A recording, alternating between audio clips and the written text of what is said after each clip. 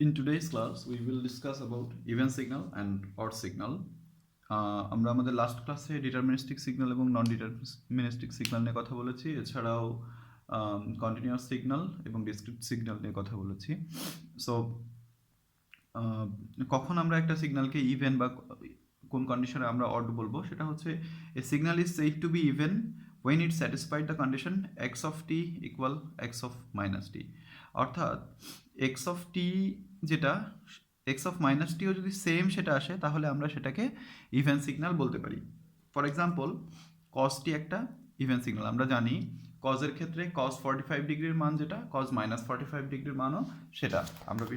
আমরা ট্রিকোনোমেট্রিতে এরকম একটা বিষয় পড়েছি যে cos theta equal cos of minus theta, right? So এটাকে আমরা একটা ইভেন সিগন্যাল বলতে পারি। আবার টি স্কোয়ার সেটাও একটা ইভেন সিগন্যাল। লাইক যদি আমরা টি স্কোয়ারকে এক্স অফ টি দ্বারা ডেনোট করি, তাহলে এক্স অফ টু যেটা সেটাও হবে 4, এক্স অফ মাইনাস টু যেটা সেটাও হবে 4, রাইট?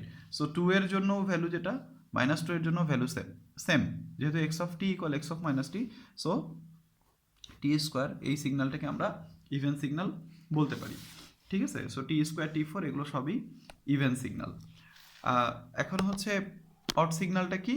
ঠিক তার বিপরীতে। Signal is said to be odd when it satisfied the condition said to be odd when it satisfied the condition x of t equal minus x of minus t, অর্থাৎ same না আর কি, different. হ্যাঁ, অর্থাৎ বিষয়টা যদি এরকম হয় যে এক্স অফ টি যেটা এক্স অফ মাইনাস টি হচ্ছে ঠিক তার বিপরীত, তাহলে আমরা সেটাকে অড সিগন্যাল বলতে পারি।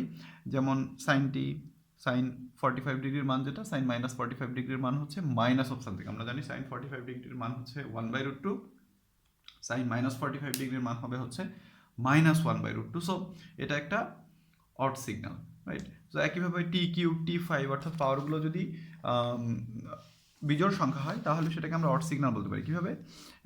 আমরা ধরি এক্স অফ টি ইকুয়াল হচ্ছে টি কিউব, রাইট? সো যদি টি এর এক্স অফ 3 এর ভ্যালু আমরা বের করতে চাই, so it will be 3 cube equal 27। ওকে, যদি আমরা এক্স অফ মাইনাস 3 বের করতে চাই তাহলে সেটা কী হবে? -3 এর হোল কিউব, -3 এর হোল কিউব করলে আমরা জানি -27 আসবে। So x of 3 equal minus x of minus 3, right? So x of t equal minus x of minus t. So t cube যেটা এটা একটা অড সিগন্যাল। ঠিক আছে? এখন কিছু ইম্পর্টেন্ট নোটস আমি এখানে লিখে দিয়েছি যে এখানে আমরা দেখতে পাচ্ছি যে sum of two or more even functions. Okay, জিনিসটা একটু ভালোভাবে বুঝতে হবে। দুই বা ততোধিক পরিমাণ ইভেন ফাংশনের যোগফল। ঠিক আছে? অর্থাৎ এই যে আমি এখানে প্রথম যে এক্সাম্পলটা দিচ্ছি, টি স্কোয়ার, আমি দেখেই বুঝতে পারছি এটা একটা even function, t four and cos t. Okay, তিনটা ইভেন ফাংশন। সো এই তিনটার সামেশন অবশ্যই ইভেন হবে। দ্যাট এটা হচ্ছে প্রথম রুলস বা প্রথম কন্ডিশন। ওকে, যে sum of two or more even functions results even function. Actually আরও কিছু কিছু ক্ষেত্রে ইভেন ফাংশন রেজাল্ট করবে, সেটা হচ্ছে product of two or more even function, অর্থাৎ দুই বা ততোধিক ইভেন ফাংশনের মাল্টিপ্লিকেশন বা গুণফল। যেমন টি স্কোয়ার এটা একটা ইভেন ফাংশন, কস টি এটাও একটা ইভেন ফাংশন, এটার মাল্টিপ্লিকেশন এটা একটা ইভেন ফাংশন হবে, এটার প্রোডাক্টটা একটা ইভেন ফাংশন হবে। ঠিক আছে? So product of two or more even functions or product of even number of odd functions. আচ্ছা, even number of odd functions মানে হচ্ছে জোড় সংখ্যক অড ফাংশনের প্রোডাক্ট। অর্থাৎ এখানে টি কিউব এটা একটা অড ফাংশন, সাইন টি এটা একটা অড ফাংশন, রাইট? সো এখানে কতগুলো অড ফাংশন আছে? দুইটা। দুই কি একটা ইভেন, অর্থাৎ even number of odd function. এখানে যদি তিনটা অড ফাংশনের মাল্টিপ্লিকেশন হতো তাহলে আমরা সেটাকে ইভেন বলতে পারতাম না সেই প্রোডাক্টটাকে। বাট যদি চারটা অড ফাংশনের মাল্টিপ্লিকেশন হয় তাহলে সেটার আউটপুটটা হবে, বা চারটা অড ফাংশনের মাল্টিপ্লিকেশন যদি করা হয় বা চারটা অড ফাংশনের প্রোডাক্ট যেটা, that will generate a even function. ঠিক আছে? সো সেটাই বলা হচ্ছে যে product of even number of odd function, অর্থাৎ অড ফাংশন হবে কতগুলো হবে? Even number. সেটা দুইটা হতে পারে, চারটা হতে পারে, ছয়টা হতে পারে, what ever. So results even function. Okay, so এখানে তিনটা এক্সাম্পল দেওয়া আছে। টি স্কোয়ার, টি ফোর, কস টি, তিনটাই হচ্ছে ইভেন ফাংশন। সো প্রথম শর্ত অনুযায়ী sum of two or more even function will generate a even function. Second condition যেটা ছিল product of two or more even function, এখানে এই দুটোই ইভেন ফাংশন আছে, product of two or more even function will generate even function. And third condition ছিল product of even number of odd functions. So এখানে দুইটা odd function আছে, so যেহেতু odd function দুইটা, two is an even number, so এটার আউটপুটটা হবে একটা ইভেন ফাংশন। ঠিক আছে, সো একইভাবে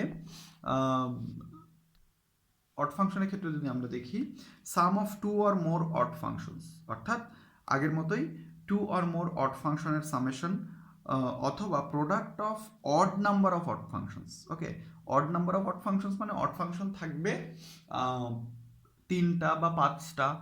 ওকে, টু ফোর এগুলো তো even number of odd function হয়ে যাচ্ছে। So product of odd number of odd functions results odd function. আমরা এখানে একটা এক্সাম্পল দিয়ে দিচ্ছি যে as you can see যে এখানে t cube, t to the power 7 and sine t, তিনটার সামেশন। সো আমরা প্রথম কন্ডিশনে ছিল হচ্ছে sum of two or more odd function. So এই t cube, t to the power 7 and sine t তিনটাই অ্যাকচুয়ালি অড ফাংশন। সো এটার আউটপুটটা হবে একটা যেটা অড ফাংশন হবে। ঠিক আছে, আর সেকেন্ড যেটা আমরা দেখতেছি তিনটা অড ফাংশনের মাল্টিপ্লিকেশন। সো কথা আমাদের রুলসটা ছিল কি প্রোডাক্ট অফ এটা actually product of three odd functions. ঠিক আছে, ওকে, সো এই যে থ্রি, এটা একটা অড নাম্বার। যদি তিনটা অড ফাংশন না হয় পাঁচটা অড নাম্বার হতো, পাঁচটা অড নাম্বারের প্রোডাক্ট হতো, তাহলেও সেটা অড ফাংশন আসতো। ঠিক আছে, বাট যদি পাঁচটা অড ফাংশন না হয় চারটা অড ফাংশন হতো, তাহলে সেটার আউটপুটটা অ্যাকচুয়ালি অড ফাংশন হতো না। সেক্ষেত্রে আমাদেরকে ডিটারমাইন করতে হতো যে আসলে সেটা ইভেন নাকি অড। ঠিক আছে, এখন প্রশ্ন হচ্ছে আমরা কিভাবে একটা ইভেন এবং অড কম্পোনেন্ট, একটা সিগন্যালের ইভেন এবং অড কম্পোনেন্ট আমরা আসলে কিভাবে বের করতে পারি।